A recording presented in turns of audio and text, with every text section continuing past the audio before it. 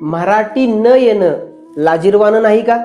आपण आपल्या मुलांना इंग्रजी येतं म्हणून अभिमानानं सांगतो, पण त्यांना चांगली मराठी येत नाही हे आपल्याला चालतं का? मुळात शिक्षणाची भाषा कोणती असावी यावर अनेक वर्षे चर्चा सुरू आहे.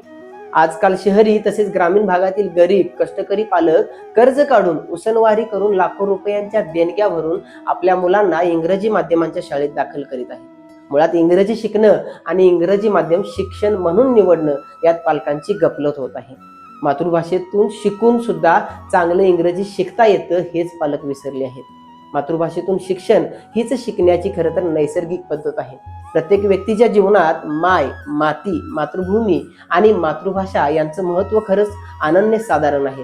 माय जन्म देते, माती भरण पोषण करते, मातृभूमी सुरक्षा देते आणि मातृभाषा योग्य संस्कार देते. आणि म्हणून किमान प्राथमिक स्तरावर तरी शिक्षण हे मातृभाषेतूनच असलं पाहिजे असे अनेक भाषातज्ञ, मानसशास्त्रज्ञ, राष्ट्रीय व जागतिक पातळीवरील संस्था ओरडून सांगत आहेत. पण आपण मात्र इंग्रजी माध्यमाचं गुणगान गाण्यातच व्यस्त आहोत.